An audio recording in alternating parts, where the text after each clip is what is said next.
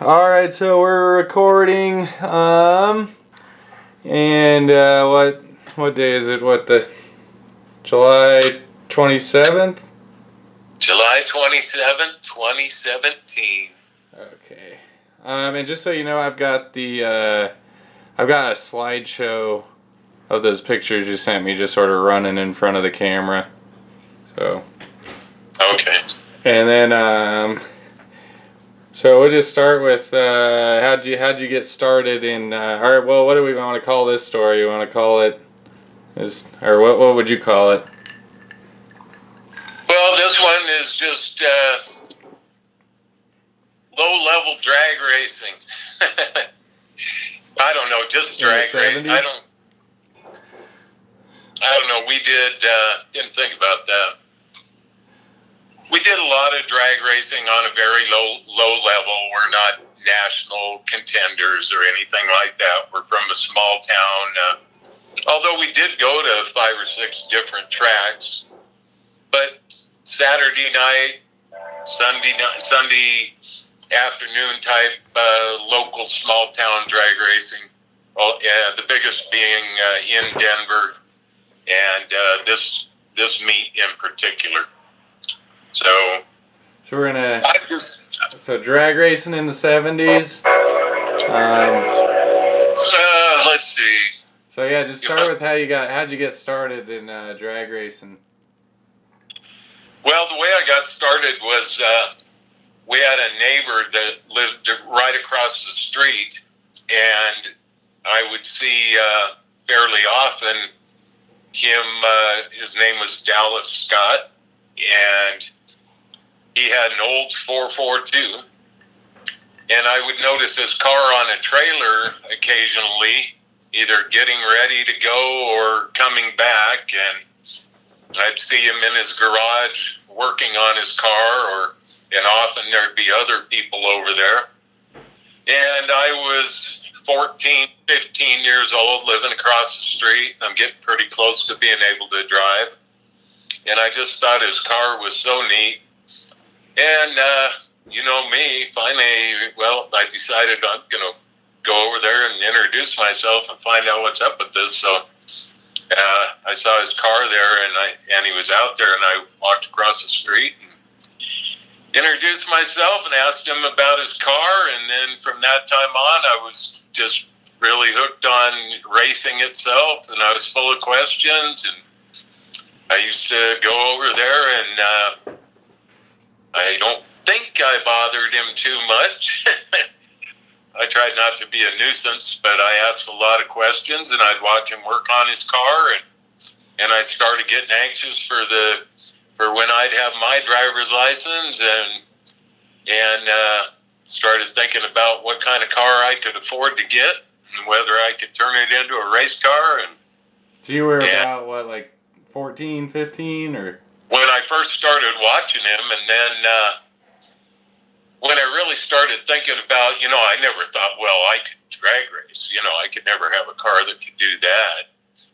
But when I was 16, the first couple of cars I had weren't really the type that you could race. And I took the first one and doubled my money on it. And I bought the second car, and then the second car, I actually doubled my money selling it. And this is over the span of about 6 months. And then I went and got this black Plymouth Satellite, of which there's a picture there. And I started asking my neighbor about little things I could do to maybe run my class. In NHRA, they break down every car into classes, and so you're competing with more or less equal types of cars. And he did that, and gave me a lot of pointers and introduced me to a lot of other people, and through common friends I met other people, and so on a very low level I started. That's how I got into drag racing initially. The Plymouth Satellite? What year was the Plymouth Satellite? The 67. I sure wish I still had it. It was really a pretty car. It wasn't intended to be a race car. I did a lot of modifications, and it was never some powerhouse or, again, the type that you would have to trailer somewhere or anything like that. But for a small town teenager, I was able to go to the meets with everybody else. And to give you an example, you're running stock class, and goes from A to Z, and they're running C, D, and E, and I was running N. But I won the very first meet I entered, and I think I ended up winning 4 times in my class with that Plymouth. And then in the process, we went to Denver.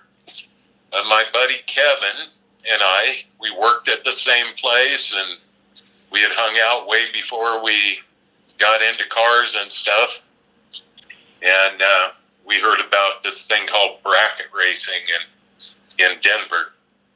So I don't want to jump too far ahead. Started off running class. He had a 1970 Ford Torino. I think he ran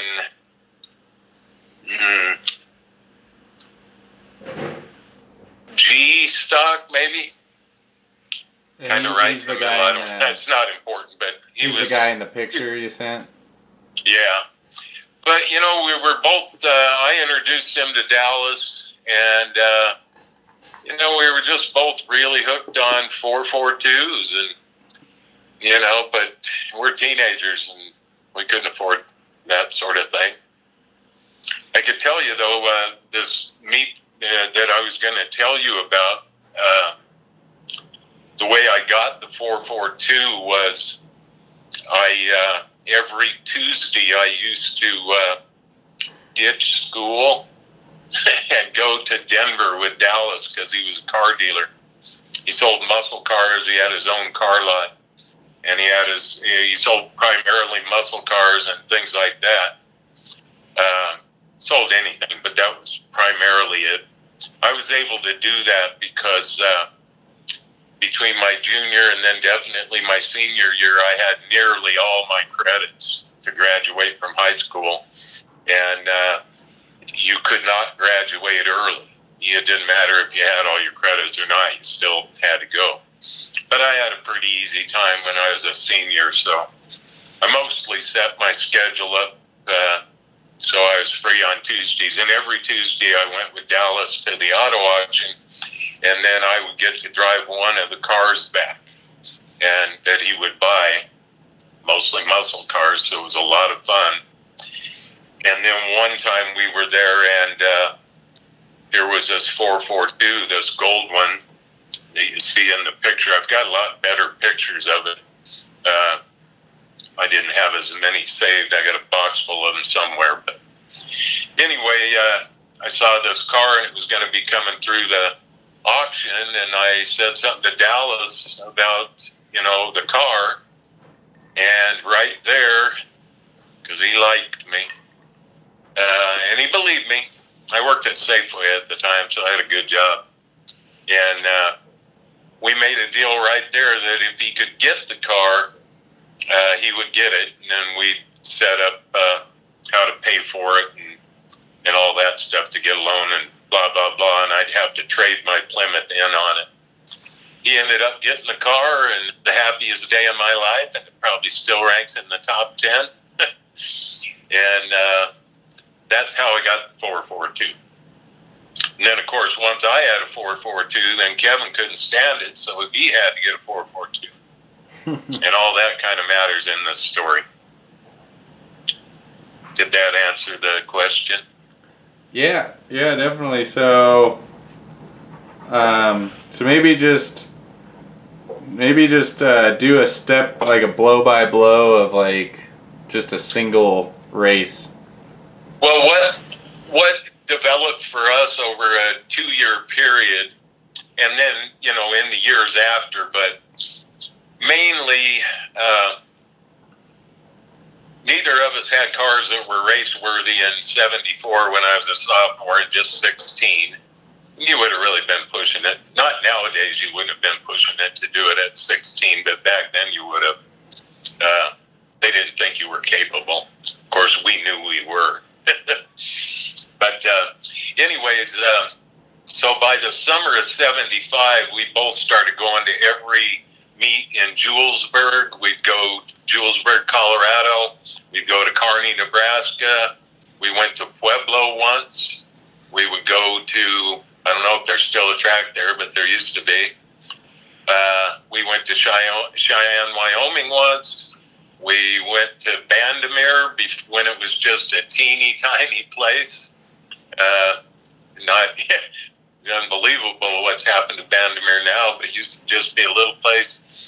And then the main place that we went to was a place called, it was either Thunder Valley or Thunder Road, and I really can't remember, but it was at 96th and Buckley Road. And there's a stock car track on that land now, but back then it was a drag strip. And we just couldn't get enough racing.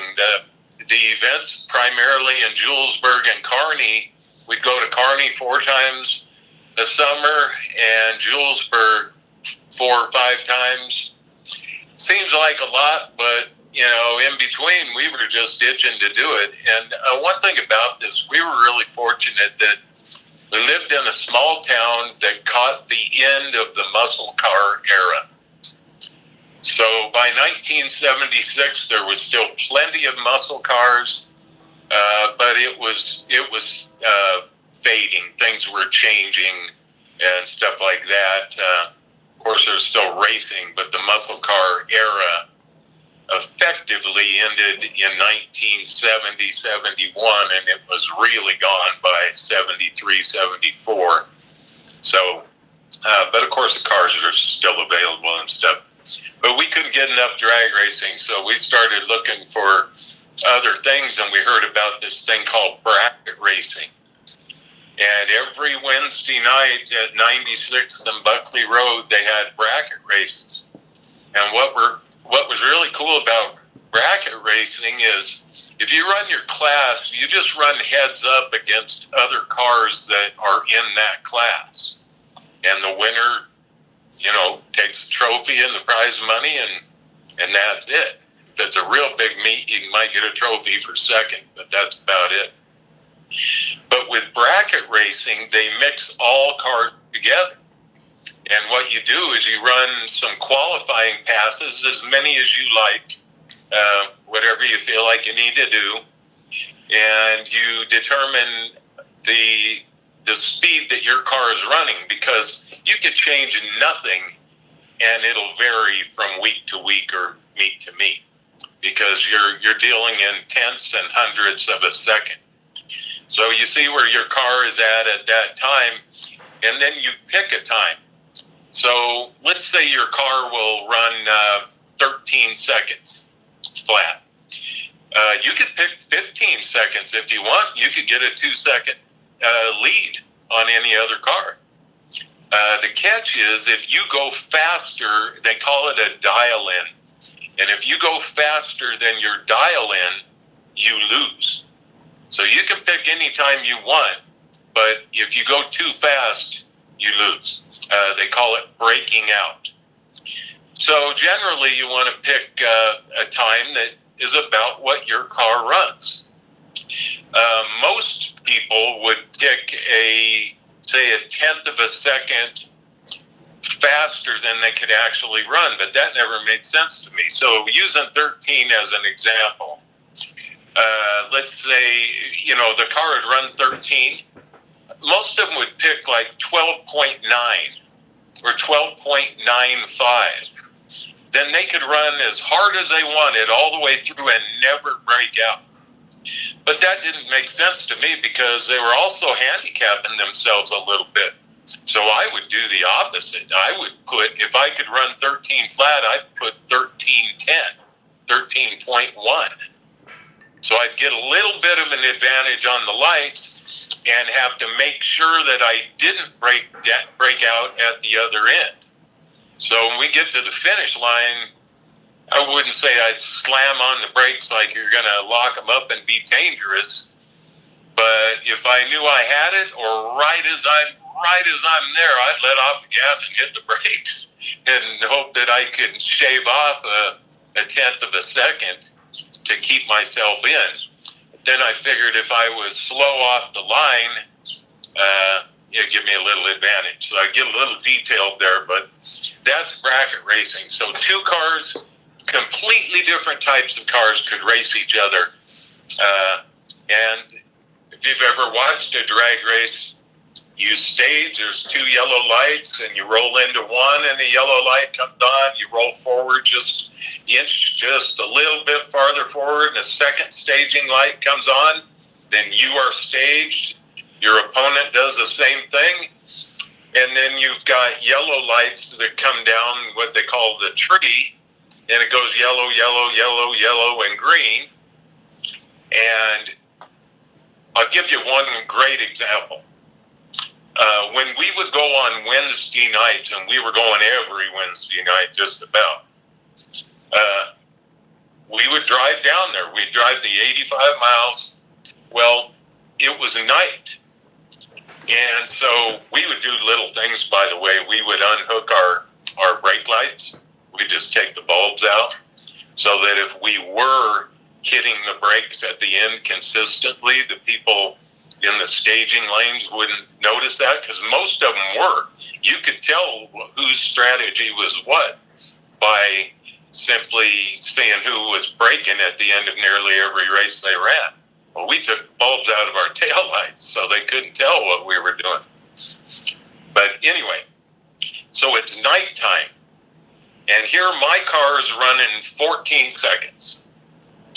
And I get this little Toyota, and this is 1975 or 76. Well, it had to be 76 when I had the 442. I draw a Toyota that's running 22 seconds. So I have to give him an 8-second lead. And it's dark out. So we both stage, and his lights start, and mine are just sitting there. The yellow lights, I'm just sitting there waiting. His lights come down, his green light comes on, and he drives away like he's leaving a stoplight. And because he's at 22 seconds. So imagine he gets the green light. He gets to take off as fast as he can. Obviously, he's got a really slow car. And I have to 1001, 1002, 1003, 1004, 1005, 1006. I'm just sitting there, and all I can see is these little tiny taillights getting farther and farther down the track, to the point where I'm just really antsy. Oh, another thing, too, if you leave too soon, if you leave before the green light, this is critical to the story also. It doesn't happen in the story, but if you leave too soon, you get a red light and you automatically lose. So it's you can't jump the gun. You have to leave right as close as you can to when the green light comes on. But anyway, so I'm sitting there getting all antsy, and I can barely see this little car's taillights, and finally mine start. Well, when it gets down to the green, man, I'm going like everything. Just because I'm digging and racing towards him, and he's getting closer and closer and closer. And, by the time we get there, my car's doing about 110, 108 or so, 107, 108, so close to 110 miles an hour at the finish line. And I think he was doing like maybe 70. So when I caught him, man, I flew by him so fast. But then there's the finish line, so I have to dig and race and catch this little car. And once I catch him, I'm going way too fast. I fly way past him, just fly right by him, and then I have to slam on the brakes and cross the finish line. And anyway, I survived it. But that kind of gives you an idea. Most of the time, it's fairly close. But anyhow, that's how bracket racing works. And so we'd go on Wednesday night, and then we heard about this big event they were going to have, the biggest one that they had no idea how many cars were going to be there, but they were telling us they thought there'd be a couple hundred cars. And it was on a Saturday, and it was going to start either late morning or early afternoon and go till it was done. And we thought, well, this would be great. And by the way, we had been doing really well, both of us. You don't win every time, but we were in the hunt every time. And I don't know, I ended up with a bunch of trophies. Can't tell you how many times I won, but I probably won at least a dozen times. And I was, we were both, they got to know us pretty well, those, quote, boys from Fort Morgan, or those kids from Fort Morgan, because we were a pain in their side. We thought, well, we've got to try this. So we went to this meet, and, we're real familiar with Outworks. We're real familiar with the track. We know most of the people now that run the thing. And we couldn't believe it. You've been to a big car show, it was like that. There was 400 cars. We couldn't believe it. And so then it kind of, your perspective is, holy cow. So we do the normal stuff. We get our routine, and we run our test runs and stuff like that, and we'd take notes. We had notebooks, and we'd keep track of what our times were and to arrive on what our dial-in would be. So we did everything that we normally did, everything we did on Wednesday night. If you do everything exactly the same, theoretically, the result should be exactly the same. So that's what we did, and we were still overwhelmed by how many cars. And I don't want to jump too far ahead here, but or have to back up. But I want to tell you about our two cars. But before I get to that, they had so many cars that they had it sort of like a funnel. So when you were done with your run, if you lost, you had to go down this one little road that took you all the way around to, where the pits were. And if you won, then you took this other road, and that brought you started like a reverse funnel. And then it would widen. It widened to 2 and then to 4. And they'd have staging lanes, and then there would be guys, officials, just directing the cars. They'd point at 2 cars, and and then you'd go up this little way towards a track, and then there'd be another official who would point. They didn't really pick like they were, it was more or less random, but they'd point to whether you had the right lane or the left lane, and generally the first car in, they would let you choose. But if they wanted to, they could, I suppose it might have mattered what the official, which official it was. But that wasn't that big a deal. We didn't ever notice too much difference in the sides. High level, it's real important. At our level, it didn't seem to matter. Our cars ran pretty much the same either side. But before I go on, the part to this story that really matters is by this time, Kevin and I both had 442s. And we worked at the same place. We worked on cars. We worked at an auto repair / service station in Fort Morgan. We did a lot of experimenting together. Our cars weighed the same. They had the same engine, same carburetors. For teenagers, we used to, without explaining what it is, we learned how to change the jets in our carburation, how to change the metering rods, how to adjust the timing for altitude, all things that a lot of guys at sea level don't really need to learn because there's maximum oxygen down there. But when you're forced to race in Colorado, you learn how to calibrate your car on your own to compensate for less oxygen. So running in Denver, we would have a completely different setup than we would have if we went to Kearney, Nebraska, which was only 2,200 feet. And compared to 6,000 at Vandermeer, or 5,400, 5,500 at Thunder Road. So anyway, same engine, same weight, Our carburation was identical. Same.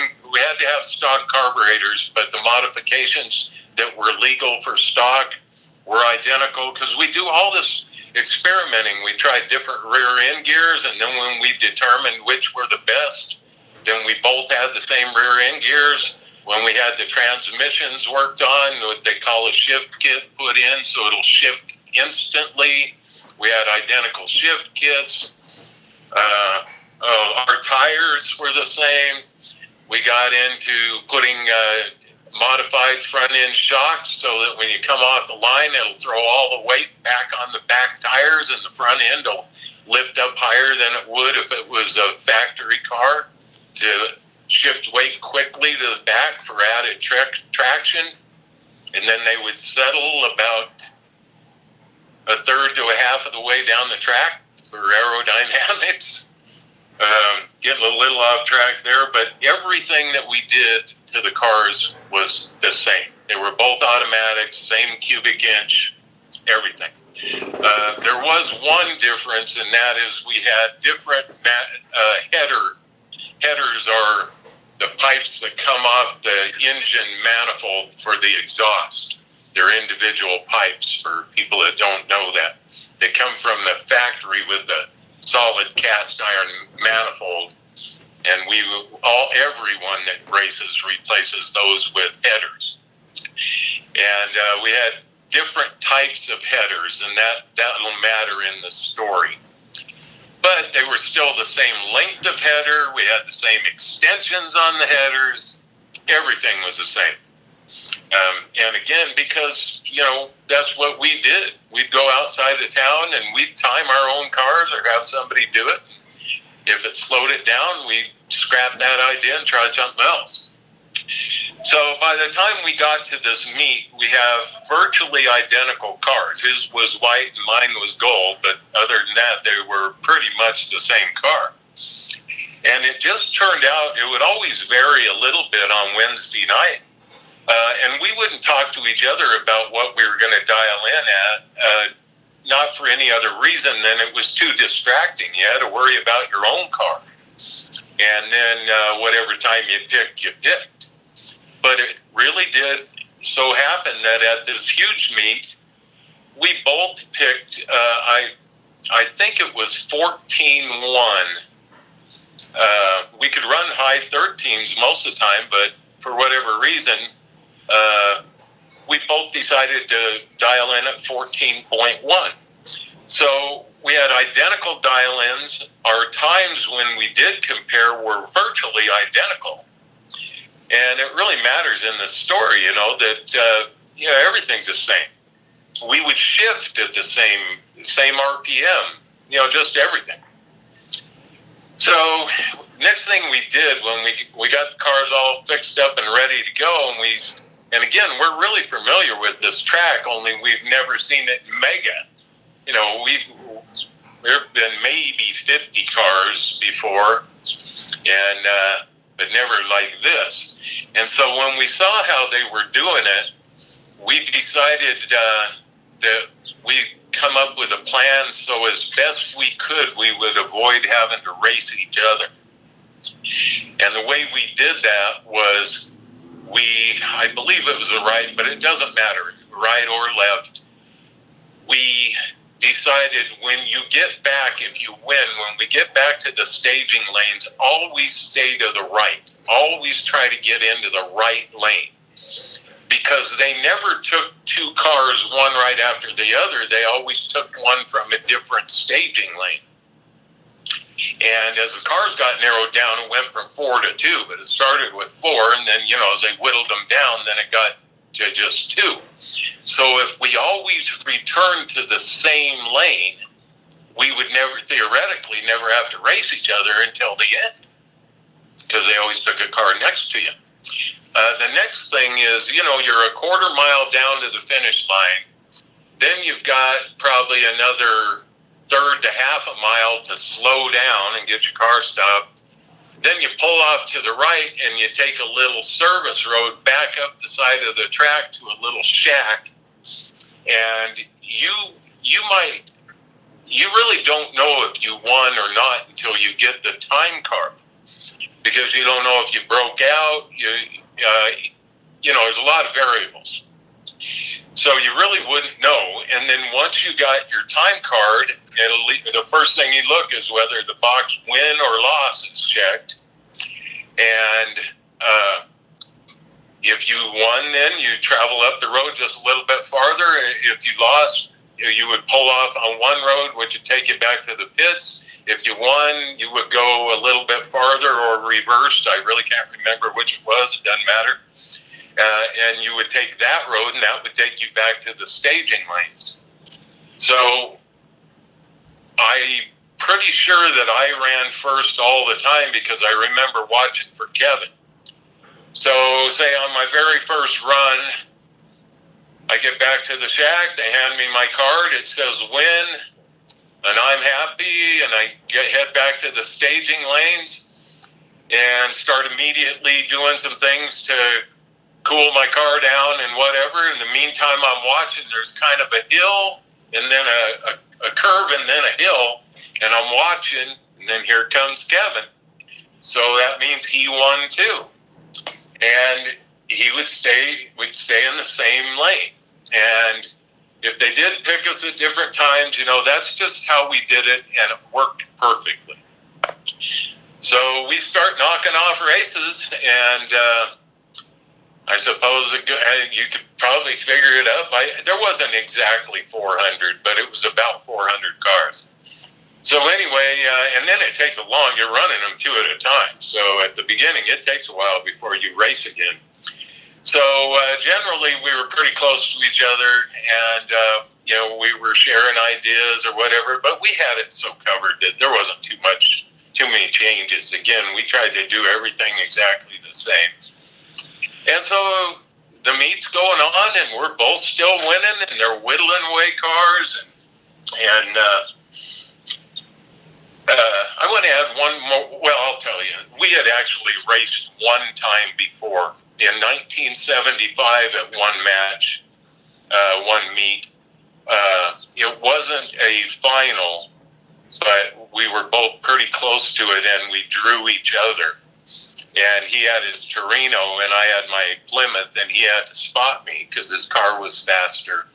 And our finish, this does matter in the sense that I won the race, but it was so close that, with the stagger and everything, and he had to spot me, that when he caught me at the finish line, it was a dead heat. I mean, I couldn't, and neither could he. It was so close that neither one of us knew who won until we got back to the shack. And fortunately for me, it was me. And that was, you feel bad for him, but like I've told you guys growing up, it's every man for himself. So, if he would have beat me, I would have been glad for him too, and he would have felt bad for me. But anyway, that was the only other time we had ever raced each other in a competition. So anyhow, we're whittling them down, and we're getting pretty excited because we're surviving round after round, and we're still alive. And then they got to where there was just two staging lanes, and our plan was working. It was working pretty well. And then cars were pulling into, whatever lane they thought might give them right or left. And so there'd be more cars on one side, like the geese flying over, There'd be more cars on one side than the other. So the officials were having to even up the staging lanes. So then we modified our thing where if they do wave one of us over to the other lane, take your time, but we'd leave our hood up or something. And not to piss them off, but to try to put a stagger in there so that we wouldn't be right next to each other. But for the most part, we were able to be in the same lane. And towards the end, one of us would be in front and one in the back. So we were real close to each other. And I didn't notice it at the time. I don't really want to get too far ahead, and I'll tell you about the race. But I didn't think about it at the time, but generally you get back, and the the races start coming faster because there's less cars. So normally you cool your car down because it's always going to run better when it's cold. So you try to ice the fuel and the carburetor and the manifolds, and you know, there's various things you can do. Mainly the fuel you want cold. And I didn't think about it till later, but when we started getting towards the end, Kevin's car was always running. He never shut it off. And I didn't think anything of it at the time. I don't think I even noticed. It's when we get to the end of the story in a recap, I'll tell you why that's important. But anyway, so we whittle it down, and we get down to the final four, and we pulled it off to where we didn't have to race each other. And I mean, we're two kids at Christmas here. We cannot believe that we have survived this whole day. It's now evening or night. It wasn't quite, the sun wasn't down, I know that. And we're down to the semifinals, and we're both still alive. And I remember, you know, that we said good luck, and wouldn't this be something? And I know I ran first. And I get my card and it says win. And so I go back to the staging lane and it's just me. And I watch for the curve and the hill. Here comes Kevin. She's been a little emotional after all this time. So here comes Kevin, and we were beside ourselves, at least I was. And I started thinking, later on I realized he wasn't as excited, but you know, it was also serious. So now the whole focus changes. We're going to have to race each other. And so we're right up there. We don't have to move forward a little bit at a time. We're right up there. And now the officials say that they want to, because of how unusual it is, they want to do a special announcement, which was really cool. You're a teenager. I mean, this is great. And so they had us pull up to right before you pull on into the lanes, and they asked us, I believe, if we had a preference of lane, and we said we didn't, and we just let them decide. And so I had the right lane, and Kevin had the left lane, and they did this little announcement over the loudspeaker that these two boys drive down here just about every week from Fort Morgan, which is about 80 miles from here. As you can see, they have just about the same kind of car. They're both 442s. We're told that they work together. They've been friends since junior high school. And they mentioned all that. And I remember being able, it's kind of muffled, you know, but you hearing people clapping and cheering and stuff. And that they actually thought that that was pretty cool. And it was cool for the event. And it was cool. So anyway, now this is it. You know, you go win the whole thing. And so to back up slightly, now I'm thinking, okay, all right, well, I'm racing Kevin. The cars are identical. We have the same dial-in time, which I'll bet that happened a handful of times the whole meet. I mean, what's the odds that many cars and you get two with the same exact dial-in? But again, you know, identical cars, identical dial-in, same town, blah, blah, blah. So I thought, well, the only way I can beat him is to get a hole shot. And what a hole shot is, drag racers know this, or if you watch NHRA on TV, they talk about it all the time. When the tree comes down, the yellow lights come down, let's say the green light came on and you just sat there and didn't do anything. The timer does not start until you move. So you could sit there for 5 whole seconds and then decide to go and still run 14 seconds, say, for example. But the guy next to you leaves right when the green light comes on. He also runs 14 seconds, but he beat you by 5 because he left right when the green light came on and you lollygagged. So the whole shot is whose reaction time is the quickest. When that green light appears, and again, remember, you cannot leave too soon or you'll red light and you're automatically disqualified. So you cannot leave too soon. So the trick is to time the lights so that you leave, and it's going to be fractions of a second, that you leave the starting line however much of an advantage you can get over your opponent. Even if you ran identical times again, let's say you do run identical times, it's going to come down to who left the starting line first. And we were so good that our reaction times were usually 0.0 something. The superstars in the NHRA will go 0.00 something. But we were damn good, and that's why we, part of youth too, I think. But I thought, well, racing Kevin, I've got to get a good hole shot. I've got to beat him off the line because that's the only way I can do it. The only way I can beat him is to beat him off the line. Well, after the race, we talked about everything and stuff, and that's exactly what he was thinking. He was thinking, well, the only way I'm going to beat Steve is to beat him off the line. So if I'm going to win this whole thing, I've got to take a chance. And it really was like this.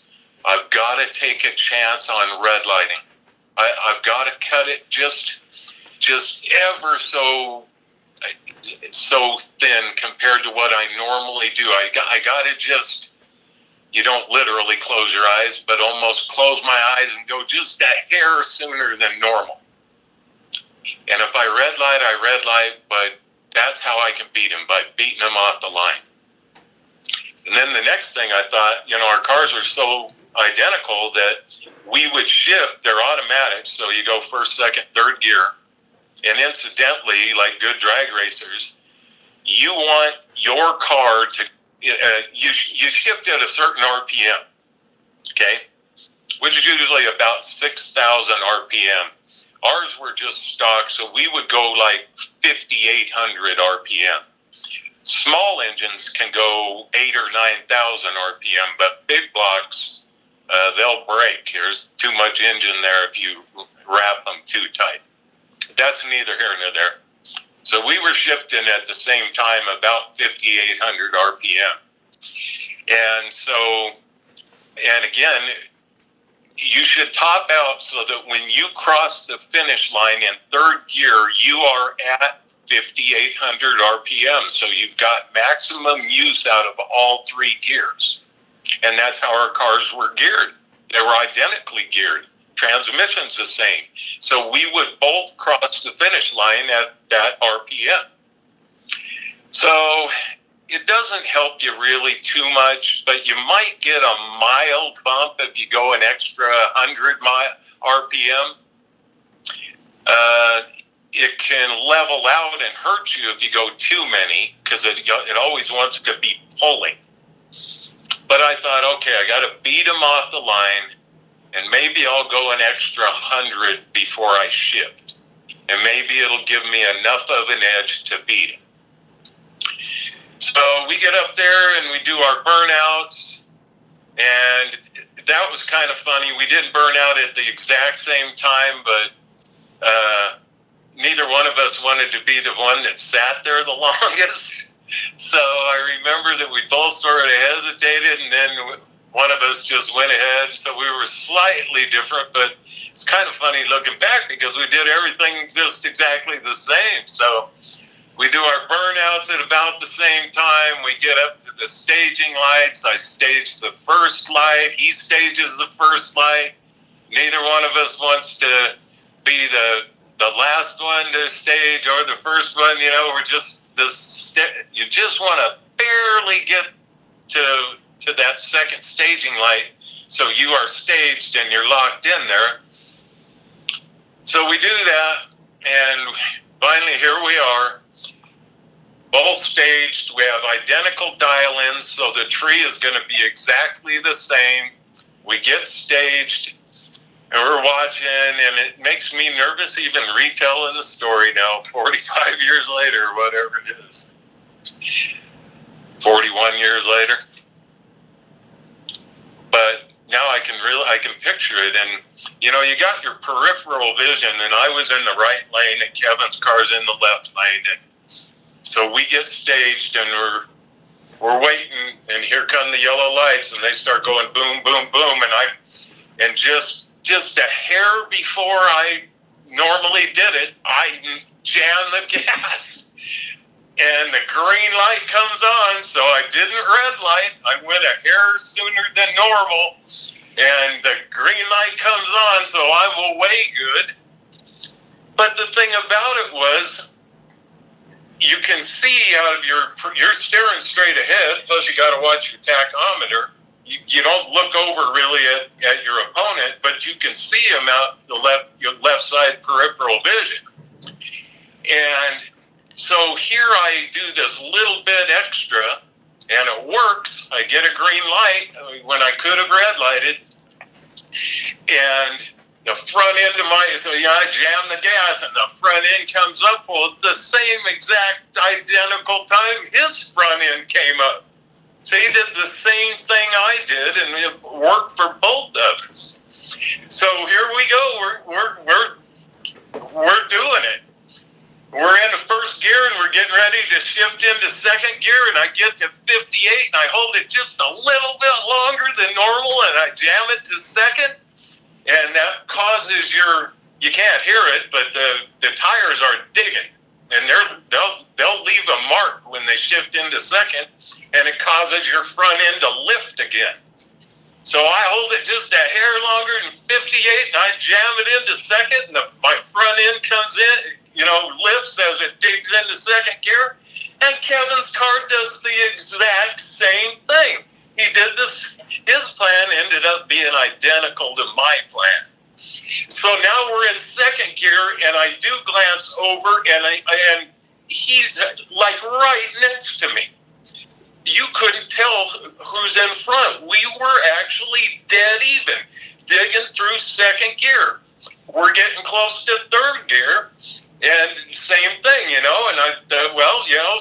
you're not really thinking it. Now you're just doing it. Your body's just doing it. I get to 58. I hold it just a hair longer. I stick it in third. Up comes the front end, and so does Kevin's. And now we're digging in third gear, and we are, no exaggeration, we're dead effing even. Dead even. And we're about halfway through third gear, and you can see the finish lights coming. And before I go any farther, I had thought about this. We have a dilemma here, because we both give ourselves a reverse handicap. If we don't let off right before the finish line or at the finish line, you're going to break out, because your car can run faster than the 14.1. It can run 14.0. So if you're with somebody that's identical to you, well, when do you let off? Because you could let off, and then he crosses the finish line ahead of you and doesn't break out, and you lose the race. So we're faced with this dilemma, and I had decided, for what it's worth, there's no way I'll be able to tell. I'm just going to have to run it all the way through and hope that I break out less than he broke out. But that was neither here nor there, other than now we're digging in third gear. We're dead even. You can see the finish lane lights, the timing lights coming up. And we're about halfway through third gear, and he's right next to me, and all of a sudden Kevin's car just drops out of sight. He's there, and then all of a sudden he's not there. And it startled me. I immediately just for a hair, just for a split second, it caused me to let off the gas because I didn't know what happened. You know, your routine that you do every single time suddenly has changed. And I didn't really let off, but I know I did for a split second because he literally was there and then boom, he was gone. And I look in my side view mirror and I see the front end of his car come back up. And it's silly because there's no way you could do anything like that to win a race. But momentarily you're thinking, what's he doing? That's sneaky, whatever, you know. But that wasn't it at all. Well, of course, and I ran the cast back, you know, and I go ahead and run it through. And as I look in my side view mirror when I'm slowing down, his car's just coasting along. And when you're still going plenty fast, so he's just coasting along, and I get shut down and get in the return lane, and I'm heading, you know, I'm sure that I won. And of course, until you get that card that says it, you don't really know, but I was sure that I won, but I couldn't figure out what the hell he was doing. And, you know, and I kind of looking back, and I can see that he's still coming, but he's going real slow, and it was because he was coasting. And then I thought, oh, something broke on his car. So I get to the shack, and they give me the slip, and they tell me congratulations that I had won the whole thing. And, you know, then my excitement that I actually won this whole meet, kicks in, and I wasn't sure what happened to Kevin. Plus, you can't really stop and do anything anyway, you know. So I run back around as happy as I've ever been in my life, happiest ever at that point. And I head back, you know, to get all the congratulations and all that stuff because I actually won this giant meet, and I just can't believe it. Well, a little while after that, I'm dealing with everything you got to, and the officials are coming up to me, and a lot of people are coming up to me, that people we had met kind of on the circuit, as it were, and congratulating me and stuff like that. And I'm loving it. And then pretty soon here comes Kevin. And I thought something broke in his car. And what happened was, when I mentioned that everything on our cars were the same except for the headers, well, the brand of headers that he had, one of the pipes ran right next to the starter on his car. Mine had a gap in there. And what was happening was the heat, a tremendous amount of heat coming off those exhaust pipes, was causing his starter to expand. And he had had trouble getting it to start in one of the races, but it did start. And then at the beginning, it wasn't so much of a problem because he could shut the car off and the starter would cool down and the car would restart. But as the field started to be eliminated and there was fewer and fewer cars and you're making your runs faster, he had one race where it almost didn't start, but it did, and of course he won. And then it happened a second time, but it started. And then he was afraid to shut it off after that. And as I said before, when we were getting ready to race each other, I didn't notice it at the time because I was too worried about my car, but his was sitting there running. And he was afraid to shut it off because he knew that the starter had no time to cool all the way back down, and he didn't think it would restart. And these were automatics, so there's no way to push start it or anything like that. He wouldn't have been able to make the run. So he had no choice but to leave it running. Well, what happens when you're running these cars, when I had said you really want to cool the fuel down, if fuel boils, it causes vapor lock. Most people have heard of vapor lock.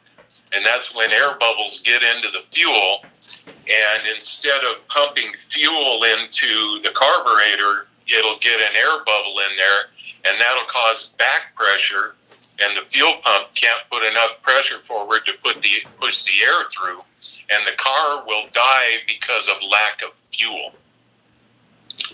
And so what happened during the race was everything that I described, and then sadly, truly sadly, for Kevin, when we were about halfway, he almost made it. His car vapor locked because the fuel was actually boiling from the heat, from having it had run continuously from his previous race all the way through the staging, the announcement, everything, all the way up till our race. It had run that whole time. And so here almost to the end it vapor locked, and once it vapor locked, it had no fuel, and the engine just shut off. So his car then suddenly, the front end drops, he has no power, and that's why he disappeared from beside me. And when it came back up, then of course, it's desperation. There's no way to win, but you know how the human mind thinks. You know, he's got it in neutral. He tries to restart it, and it did restart, but then it died again shortly after, and by that time it was irrelevant because I had run it through. So that's the story of the race and how it came about and how it all ended up. And it's really too bad that it's an exciting race, and it really is too bad that, and I mean that sincerely, that he wasn't able to run all the way through, because I think we both would have broke out. And then what they would do is they would have gone to who broke out the least.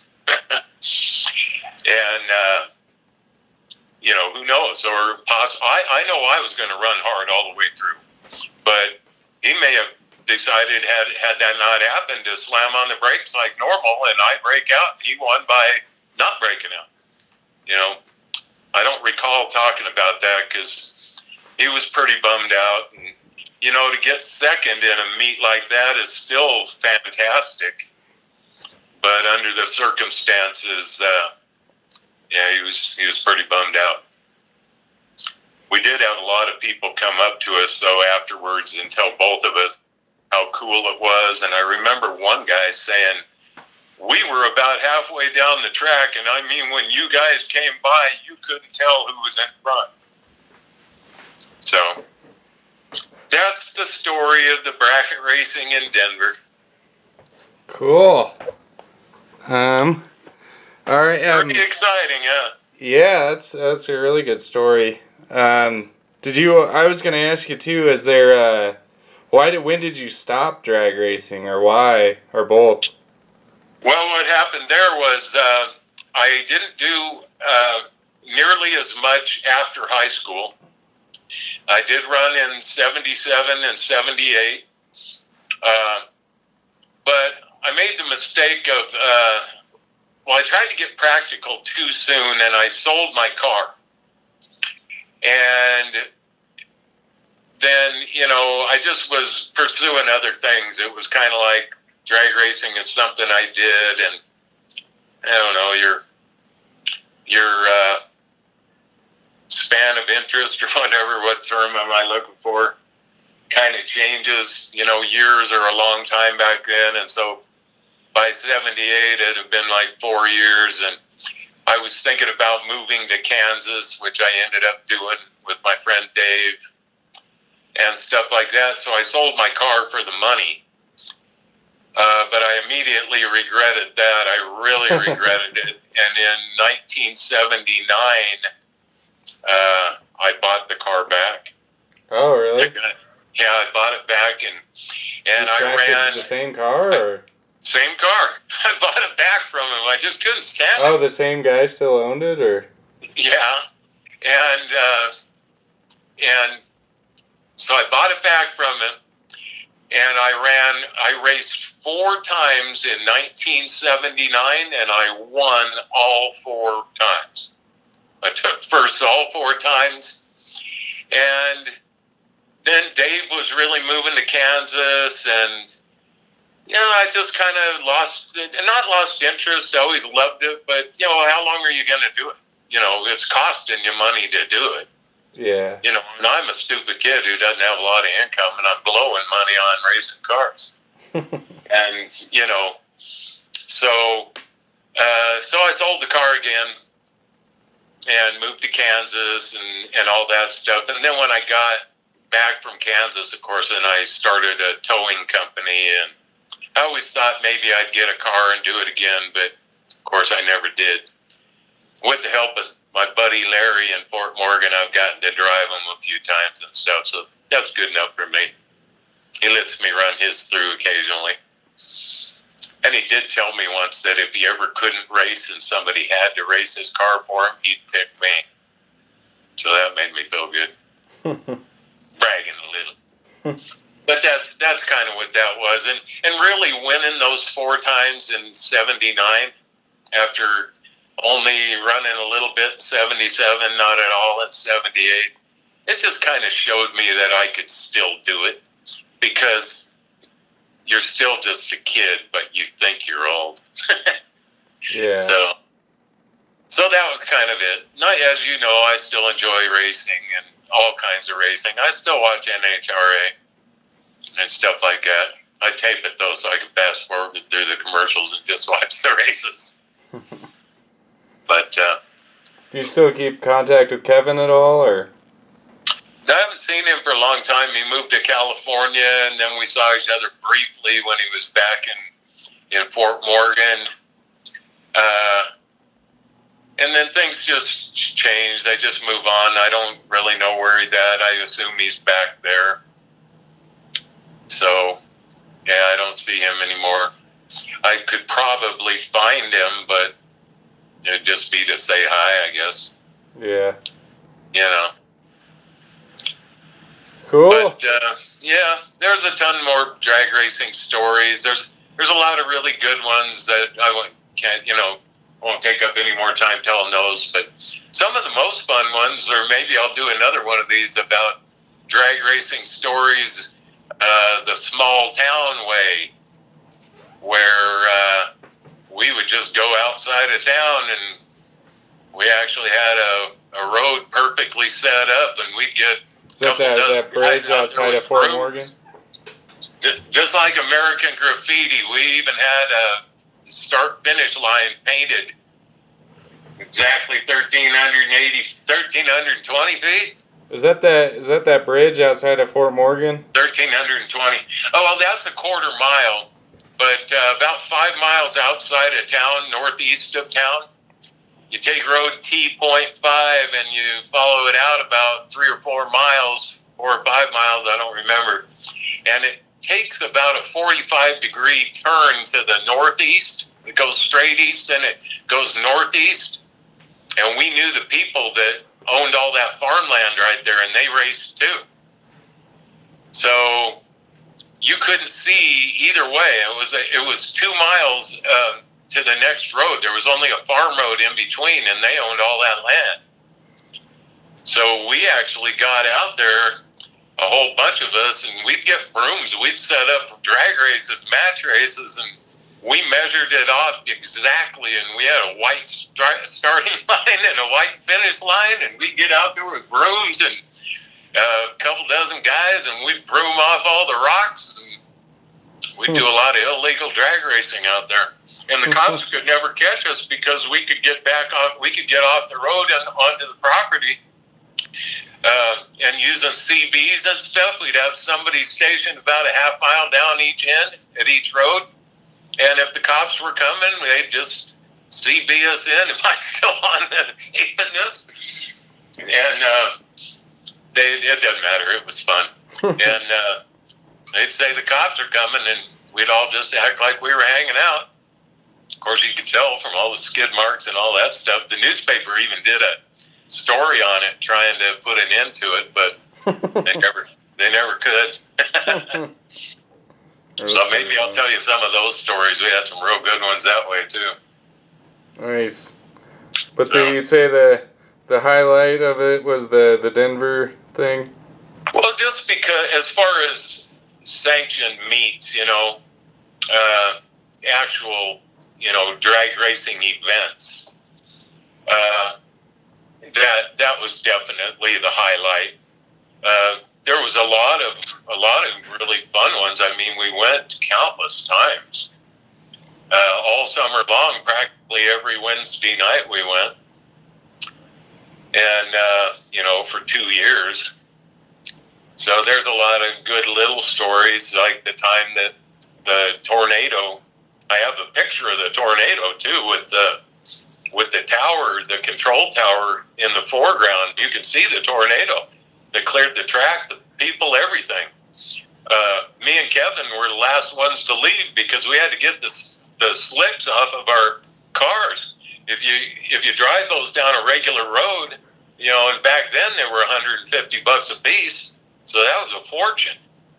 And and before we evacuated, we put our tires back on and through the tires in the back seat of the car. We were the last two to leave, and the last thing I did was grab my camera and snap a picture of the tornado, and we booked it. we were last ones.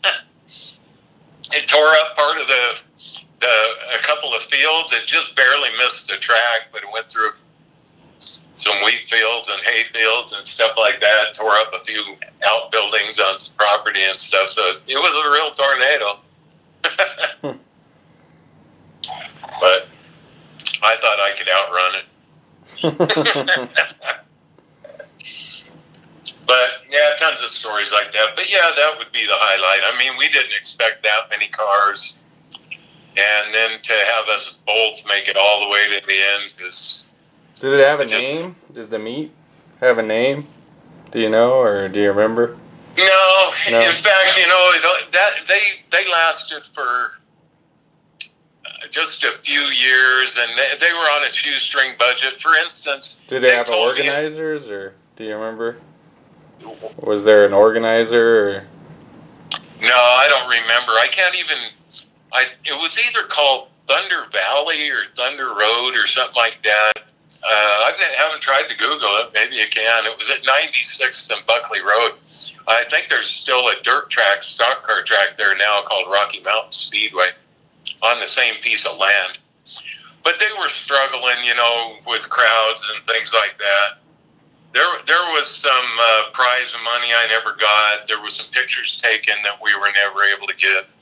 Because we're kids, and, they were going to mail them, and they never did. And, so there was a lot of stuff that had I been an adult, I could have made sure I got. So that's kind of a bummer. I did get the trophy and all that, which I don't have any of them anymore. It took, over the years, it just took their toll being in boxes and stuff like that. Yeah, I remember a lot of them. I gave them a lot of them away and stuff like that. It just, they weren't as important. But, yeah, in 75, they even told me that I had accumulated more points than anybody, and I didn't know they were keeping track of that. And I said, you mean I'd be like the track champion? And they're like, yeah, you're the bracket champion. I said, well, what do I get for that? $500? $500, right on. Right on. Well, that'll be at the end of the year, and blah, blah, blah. None of it ever happened. I think if it was an adult, it probably would have. I think I lived 80 miles away, and I was 80 miles away, and I was in high school. So I think they burned me. So you just give up. It's in the 70s. What can you do? Yeah, you couldn't. No Tom Martino back then. No, I couldn't do that. I couldn't hunt him down or anything. All right, well, I'm gonna stop recording on here.